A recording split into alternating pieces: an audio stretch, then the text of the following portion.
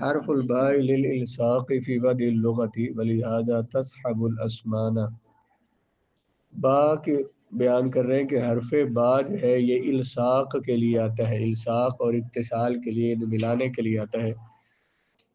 لہذا تصحب الاسمان، اسی لیے یہ سمن کے ساتھ آتا ہے. صاحب یصحب صحبتن کا معنی ہوتا ہے ساتھ ہونا، اسی وجہ سے یہ سمن پر بات ہے. کل مثال بتائی تھی نا کہ فقہ میں جب ہم سمن اور مبیہ کی بات کرتے ہیں تو جس پر با داخل ہو تو اسے کیا بولتے ہیں؟ اسے سمن کہتے ہیں.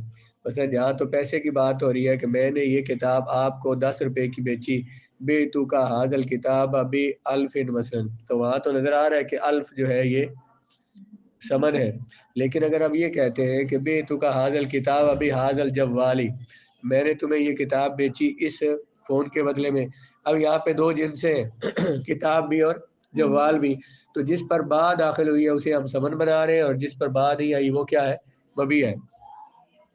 تو کہتے ہیں اسی وجہ سے یہ با کیونکہ الصاق کے لیے، ملانے کے لیے آتی ہے، بدلے کے لیے آتی ہے، اس وجہ سے یہ سمن پر داخل ہوتی ہے. حرف با وضع لغوی کے اعتبار سے الصاق اور اتصال کے لیے استعمال ہوتا ہے، یعنی ایک چیز کے دوسرے چیز کے ساتھ ملنے اور اس کے ساتھ متصل ہونے کو الصاق کہتے ہیں. جس حرف پر با داخل ہو اسے ملصق بھی کہتے ہیں، اور جس پر داخل نہ ہو یعنی طرف آخر سے ملصق ہو. اور الصاق ہی حرف با کا معنی اصلی ہے. باقی معنی کے لیے حرف با مجازن استعمال ہوتا ہے، یعنی اصل میں حقیقی معنی اس کا کیا ہے؟ الصاق، ملانا، اور متصل اتصال اس کا معنی ہے، اور باقی معنی کے لیے یہ مجازن باقی معنی کے لیے استعمال ہوتا ہے. تحقیق وہذا ان المبیع اصل فی البیع والثمن شرط فیہ، کہتے ہیں کہ مبیع جو ہوتا ہے یہ بیع میں اصل ہوتا ہے. جس چیز کو بیچتے ہیں اس کا وجود ہوگا تو بیع ہو سکتی ہے. مبیع جو ہے یہ بیع میں اصل ہوتا ہے، اور ثمن اس کے لیے شرط ہوتی ہے. شرط کیسی ہوتی ہے؟ بھئی یہ چیز میں آپ کو بیچوں گا یا آپ سے خریدوں گا، آپ کو بیچوں گا تب جب آپ مجھے پیسے دیں گے تو پیسے ثمن اس کے لیے کیا ہوا؟ شرط ہو گئی. ولہذا المعنی ہلاک المبیع یوجب ارتفاع البیع دون ہلاک الثمن، جب بیع میں مبیع اصل ہوتا ہے اور ثمن اس کے لیے شرط ہوتی ہے، تو مبیع اگر ہلاک ہو جائے تو ثمن مبیع اگر ہلاک ہو جائے تو بیع ختم ہو جاتی ہے، ثمن ہلاک ہو جائے تو بیع ختم نہیں ہوتی. میں نے موبائل کسی سے خریدا جی 20,000 کا خریدا، 20,000 اس سے دے دیا، اور یہ مجھے کسی مجبوری کی وجہ سے موبائل مجھے واپس کرنا پڑا، تو دکاندار نے وہ جو 20,000 مجھ سے لیا تھا وہ 20,000 وہ کھا گیا ہے، موبائل میرے پاس ہے، تو میں اسے موبائل واپس کروں تو وہ مجھے پیسے دے سکتا ہے نا؟ وہ جو 20,000 میں نے دیے تھے اس نے خرچ کر دیے، تو لازم تو نہیں بھائی اس نے وہی مجھے دینے تھے، متعین تو نہیں نہ وہ ہوئے، اس کی جگہ اور 20,000 دے کے مجھ سے موبائل لے سکتا ہے واپس، اور میں اسے مبیع واپس کر سکتا ہوں. لیکن اگر یہ موبائل مجھ سے گم ہو جائے تو پھر میں یہ چاہوں کہ میں اس ثمن کو، اس بیع کو توڑنا چاہتا ہوں جو میں نے کی تھی، تو نہیں ٹوٹ سکتی کیونکہ مبیع نہیں ہے. تو مبیع کیا ہے؟ بیع میں اصل ہے، اور جو ثمن ہوتا ہے یہ اس کے لیے شرط ہوتی ہے. اسی وجہ سے تو مبیع کا ہلاک ہونا بیع کے اٹھ جانے کو واجب کرتا ہے، بیع کے ختم ہو جانے کو واجب کر دیتا ہے. یعنی مبیع اگر ختم ہو جائے، مثلا ایسے ہی ایک اور مثال لے لیں کہ آپ نے سودا کیا یہ کتاب مجھے دو، کتاب دکاندار سے کہا، اس نے کہا ٹھیک ہے تجھے بیچ دی، ابھی تک آپ نے اس سے لی نہیں، اس سے پہلے یہ کتاب خراب ہو گئی، پانی میں گر گئی، کتاب خراب ہو گئی، تو یہ جو آپ کا سودا ہوا تھا یہ سودا ختم ہو جائے گا کیونکہ مبیع نہیں رہا. اور اگر جو میں نے کہا کہ یہ تجھے 1,000 کا نوٹ میں دوں گا وہ نوٹ میرے پاس نہیں رہا، تو پھر بھی ثمن بیع باقی رہے گی کیونکہ میں اس کی جگہ اور نوٹ دے سکتا ہوں. تو فَإِذَا ثَبَتَ هَذَا فَنَقُولُ الْأَصْلُ يَكُونُ التَّبْعُ مُلْصَقًا بِالْأَصْلِ، تو اس لیے ہم کہتے ہیں کہ جو اصل ہے نا اسے جو تابع ہے، جو ثمن ہے اسے اصل کے ساتھ ملا ہوا ہونا چاہیے. لا یکون الاصل ملصقا بالتبع، ایسا نہیں ہے کہ اصل کو تبع کے ساتھ ملنا چاہیے، تبع جو تابع ہے اس کو اصل کے ساتھ ملنا چاہیے. یہ ضروری نہیں ہے کہ جو تابع ہے وہ اصل تابع کے ساتھ ملے. فَإِذَا دَخَلَ حَرْفُ الْبَاءِ فِي الْبَدْلِ فِي بَابِ الْبَيْعِ دَلَّ ذَلِكَ عَلَى أَنَّهُ تَبْعٌ مُلْصَقٌ بِالْأَصْلِ فَلَا يَكُونُ مَبِيًّا وَيَكُونُ ثَمَنًا. جب حرف با بیع میں بدلہ پر داخل ہوتی ہے، بیع میں ثمن پر آتی ہے تو ثمن مبیع کے بدلے میں ہوتا ہے. جب بیع میں حرف با جو ہے یہ بدلہ پر داخل ہوئی تو وہ اس بات پر دلالت کرتی ہے کہ بے میں جو ثمن ہے یہ تابع ہے اور وہ اصل کے ساتھ ملصق اور ملی ہوئی ہے، لہذا جس پر حرف با داخل ہوگا وہ مبیہ نہیں ہوگا بلکہ وہ کیا ہوگا؟ ثمن ہوگا، کیونکہ یہ اس کے مبیہ کے ساتھ ملا ہوا ہے، اصل ہے وہ مبیہ، وہ اسے کہتے ہیں ملصق بھی، ثمن کو کیا کہتے ہیں؟ ملصق۔ والا هذا كل اذا قال بيت منك هذا العبد بكر من الحنطة ووصفها ويكون الكر ثمنا فيجوز الاستبدال به قبل القبض۔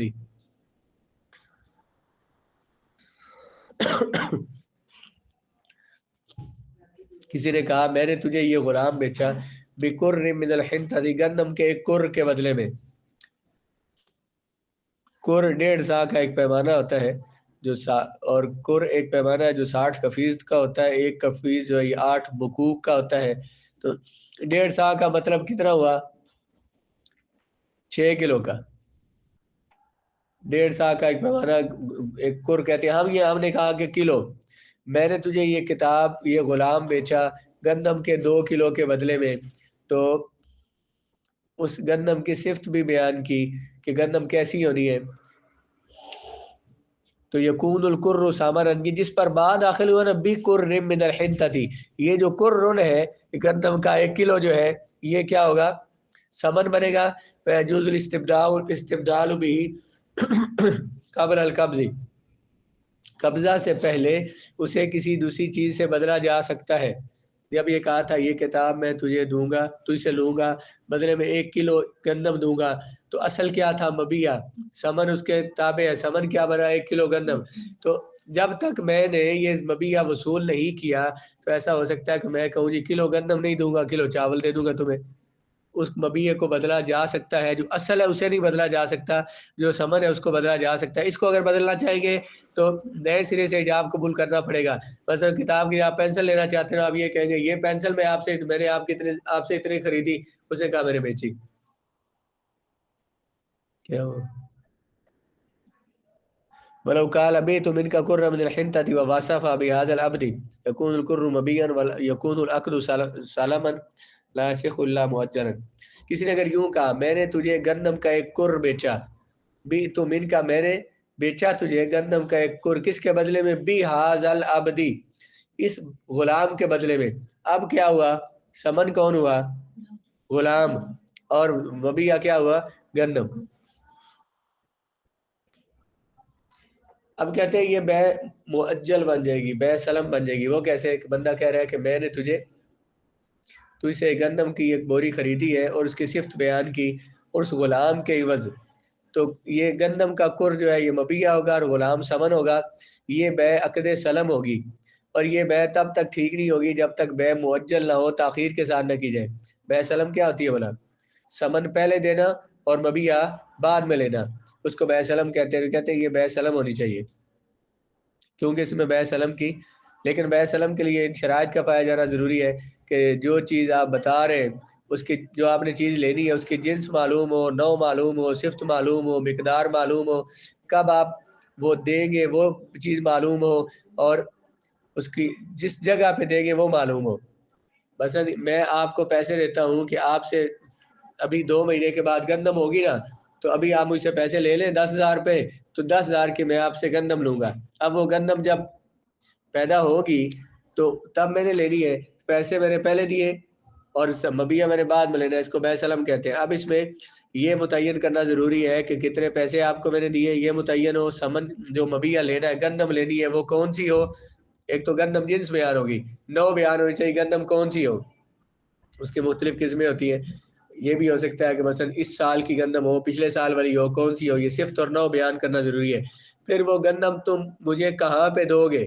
تمہارے گھر سے مجھے جا کے اٹھانی ہے یا تم میرے گھر پہنچاؤ گے؟ کیونکہ اس سے قیمت میں فرق پڑ جاتا ہے۔ گھر سے جا کے اٹھانی ہے تو گاڑی کی قیمت مجھے دینی پڑے گی، اور اگر اس نے میرے گھر پہنچانی ہے تو گاڑی کی قیمت وہ دے گا۔ گاڑی پہ اٹھا کے لائے، کندھے پہ اٹھا کے لائے، اس کی مرضی۔ تو یہ بیان کرنا پڑے گا کہ وہ کہاں اسے اس کے حوالے کرنی ہے، اور ثمن کتنا ہوگا، مبیہ کتنا ہوگا۔ قال علماؤنا اذا قال لعبده ان اخبرتني بقدوم فلان فانت حر فذلك على الخبر الصادق ليكون الخبر ملصقا بالقدوم فلو اخبر كاذبا لا ياتيكم۔ کسی نے کہا اپنے غلام سے کسی نے کہا کہ اگر تو مجھے فلاں کے آنے کی خبر دے گا، اگر تو مجھے خبر دے گا بھی قدوم بھی فلاں کے آنے کے ساتھ، با کس لیے؟ الساق کے لیے، فلاں کے آنے کی خبر دے گا. یہاں لفظ با کا ترجمہ کریں تو کیا مانا بنتا ہے؟ تو مجھے خبر دے گا فلاں کے آنے کے ساتھ تو آزاد ہے. تو اس سے مراد سچی خبر ہوگی. کیا بولا؟ ایک بندہ آئے اور اس کے آنے کی آپ نے خبر دی، تو وہ خبر جو ہے وہ اس کے آنے کے ساتھ ملی ہوئی ہے، اس کے آنے کے مطابق ہے، تو پھر ہی خبر سچی بنے گی نا. یہ لفظ با کیا بتا رہا ہے؟ اگر تو نے مجھے خبر دی فلاں کے آنے کی، تو نے مجھے خبر دی بھی قدوم فلاں کے آنے کے ساتھ، یعنی وہ خبر اس کے آنے کے ساتھ ملی ہوئی ہو، وہ آیا تو اس کے آنے کی خبر سچی دیں گے تو اس کے آنے کے ساتھ ملی ہوگی نا. تو اس لیے تو پھر تو آزاد ہے. تو کہتے ہیں اگر غلام نے وہ سچی خبر دی تو آزاد ہوگا، وغیرہ نہیں ہوگا. مسئلہ کو نہیں سمجھا. اس نے کیا بولا تھا؟ اگر تو نے مجھے فلاں کے آنے کی خبر دی تو آزاد ہے. لفظ اس نے کیا بولے تھے؟ اخبرتنی بقدوم فلان. اس سے مسئلہ یہ ثابت کیا کہ اگر وہ سچی خبر دے گا تو آزاد ہوگا، وغیرہ نہیں ہوگا. کیوں سچی خبر کی شرط کیوں لگائی ہے؟ کیونکہ اس نے کیا بولا ہے؟ بقدومی، تو خبر دے گا ایسی خبر جو اس کے آنے کے ساتھ ملی ہوئی ہے. با الساق کے لیے تو آنے کے ساتھ ملی ہوئی، اس کے آنے کے مطابق خبر ہے. وہ آیا ہے تو اس کے آنے کی خبر، نہیں آیا تو اس کے نہ آنے کی خبر، یہ خبر ہوگی. کیونکہ اس لیے کہا کہ سچی خبر دے گا تو پھر اس آزاد ہوگا. کیونکہ یہاں با ہے، با الساق کے لیے، الساق کا معنی ملا ہو رہا، تو خبر ملی ہوئی تب ہوگی جب اس کے آنے کے مطابق ہوگی. ولو قال ان اخبرتنی ان فلان قال وفات حر فذلك على مطلق الخبر فلو اخبر كاذبا اوتیک. کسی نے اگر یوں بولا، اگر تو نے مجھے خبر دی کس بات کی؟ ان فلان قادمہ کے فلاں بندہ آیا ہے تو آزاد ہے. اگر تو نے مجھے یہ خبر دی کہ فلاں آدمی آیا ہے تو اس نے آ کے جھوٹی خبر دے دی بھئی فلاں بندہ آیا ہے جی، پھر بھی آزاد ہو جائے گا. کیونکہ یہاں پہ اس نے با ساتھ نہیں لگائی. با وہاں الساق کے لیے تھی. با کا معنی کیا تھا؟ ساتھ خبر کا اس کے آنے کے ساتھ ملا ہوا ہونا، جیسا وہ آیا ہے ویسی خبر دینا. تو یہاں پہ صرف اس نے کیا بولا ہے؟ اگر تو نے خبر دی یہ خبر کہ وہ آیا ہے تو آزاد ہے. اس نے سچی خبر دی یا جھوٹی خبر دی؟ کیونکہ یہاں پہ با نہیں ہے اس لیے وہ آزاد ہو جائے گا. یہاں سچی خبر کا ہونا ضروری نہیں ہے. کسی نے اپنی بیوی سے کہا ان خرجت من الدار الا باذنی فانت کذا تحتاج الى الاذن كل مره. بندے نے بیوی سے کہا اگر تو گھر سے نکلی الا باذنی، مگر میری اجازت کے ساتھ، تو ایسے ایسے مطلب تو یہ طلاق ہے. اگر تو گھر سے نکلی مگر میری اجازت کے ساتھ، کیا اس کو وہ اس طرح کی بات کہنے کا مقصد کیا ہوتا ہے؟ تو نے گھر سے نہیں نکلنا، تو نے گھر سے نہیں نکلنا. اگر تو گھر سے نکلی مگر میری اجازت کے ساتھ، یعنی اگر تو میری اجازت کے ساتھ نکلی تو ان خراجتی نہیں، ان نافیہ بنائے، تو نہیں نکلے گی گھر سے مگر میری اجازت کے ساتھ. یعنی جب بھی تو نکلے گی نا تو میری اجازت کے ساتھ نکلے گی. اگر تو اجازت نہ لی تو انتی قضا و قضا، تجھے طلاق ہے مثلا. تو اسے ہر دفعہ گھر سے باہر نکلنے کے لیے اس کی اجازت چاہیے ہوگی. کیونکہ اس نے کیا بولا؟ الا باذنی. جب بھی تو نکلے گی نا تو نکل نہیں سکتی الا باذنی، مگر تیرا نکلنا میری اجازت کے ساتھ ملا ہونا چاہیے. باعث کے لیے جب بھی نکلے گی تو اذا المستثنى خروج ملصق بالاذن، کیونکہ الا کے بعد جو مستثنا ہے نا وہ ایسا نکلنا ہے جو ملا ہوا ہو اذن کے ساتھ. فلو خرج في برة سارية بدون الاذن طلقت. اگر وہ ایک مرتبہ اجازت لے کر گئی، دوسری مرتبہ بغیر اجازت سے نکلی تو طلاق اسے ہو جائے گی. کیونکہ اس کا کلام یہ بتا رہا ہے، اور یہ کلام بھی کون سا ہے؟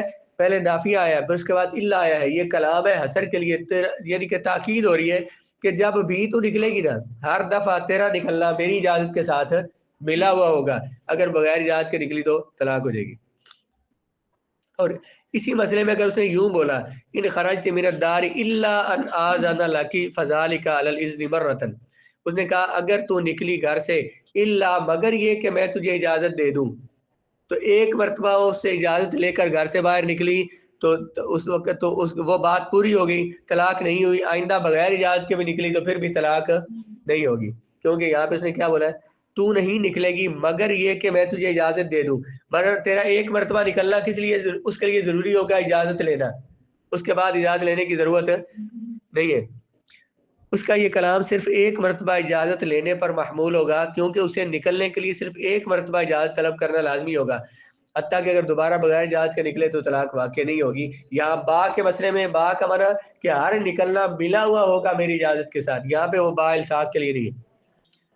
اسی طرح کسی نے کہا انت ذالک بمشیۃ اللہ و بارادۃ اللہ و بحکمہ لم تطلق، کسی بندے نے یہ کہا کہ تجھے طلاق ہے اللہ کی مرضی کے ساتھ، اللہ کے ارادے کے ساتھ، تو طلاق نہیں ہوگی۔